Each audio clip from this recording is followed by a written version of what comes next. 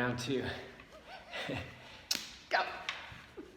Hey everyone, it's Rich Oliver at the Mystery School. I'm sitting here with my wife Karen, and Karen was going to ask me some questions about how I got started in racing.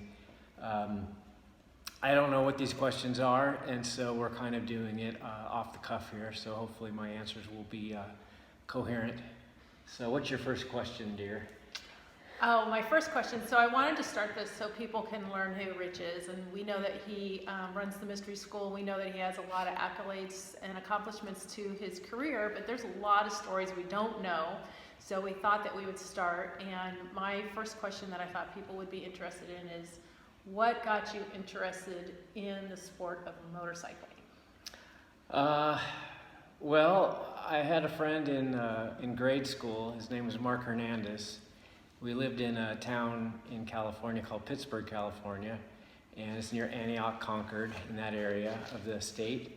And there was an old Army base named Camp Stoneman that was decommissioned, and it had hundreds of acres of land that my friend Mark had a mini bike. And so we would go out, I would watch him ride, and we had a tree house out there. We built a tree house in this old Army base, and you know, there were just these abandoned roads and foundation structures like that, a lot of dirt. And so it was a great place to ride. It wasn't really anybody's property at that point. You know, it was a long time ago before things were so regimented and controlled. And so we just ride down from our suburban neighborhood to this area, and then we'd go ride out in that area, and no one would really care. So after Mark showed me what it was like to ride, I had to get one of my own, and so I ended up buying a mini bike as well, and that's how I started out in Pittsburgh, California. All right, so there's more to that story. Tell us how you actually earned your first mini bike. Well, you know, and this is probably typical in a lot of families, my folks didn't have any experience with motorcycles at all. I wouldn't say they were afraid of them, they just didn't know about them. And so they said, well, you know, let's challenge this kid. I was 11 years old.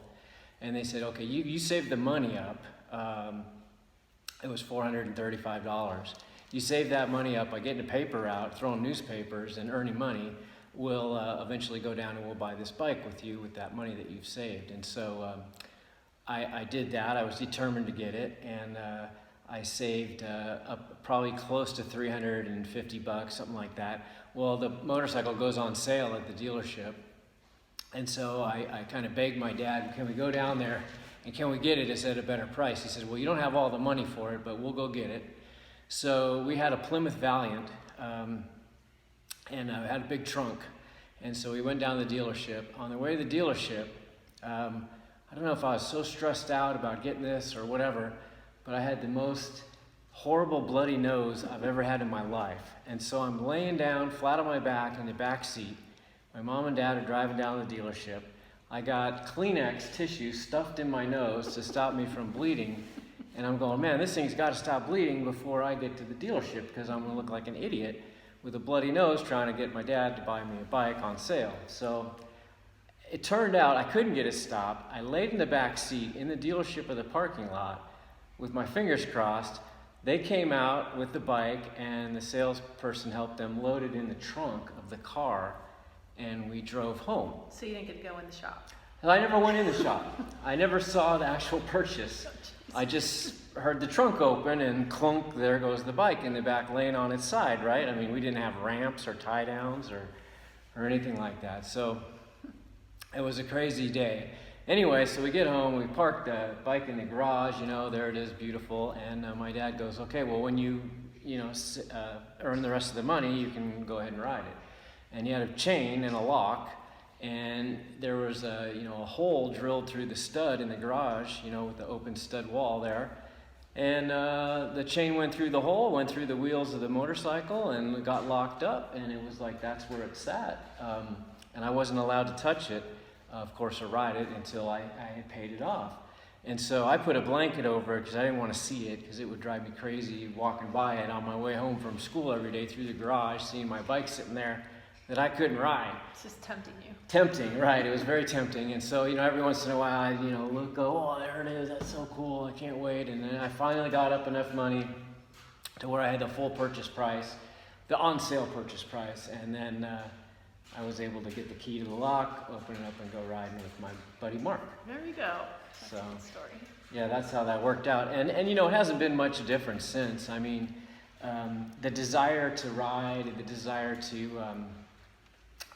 get out there has always been through working for that goal, and then that goal finally paying off, and you get on the racetrack or you get the motorcycle you want to ride, and you get to enjoy it. And it seems like you enjoy it, of course, a lot more when you earn your way into it. And that can even apply to some of my race bikes that I had later. So that's how it started. Well, I think that's a good start for the first story, and then we'll post this on Instagram and maybe our YouTube channel, and then maybe our viewing audience can send us some more questions, and we can get some more stories. Yeah, I mean, we do me a favor. I don't have the greatest memory anymore. Of course, that's going back to when I was 11 years old. But I have so many racing stories and so much racing history with Yamaha and with all the road racing that I've done, that I'm forgetting them. And so what we were talking about the other day was, I better put some stuff down. Get it out. Get it out before it's gone for good. So hopefully you enjoyed that. And then as Karen says, we'll get some more stories as we get going, and the memory starts to get in gear. Oh, it's in there. All right. Well, thanks, guys.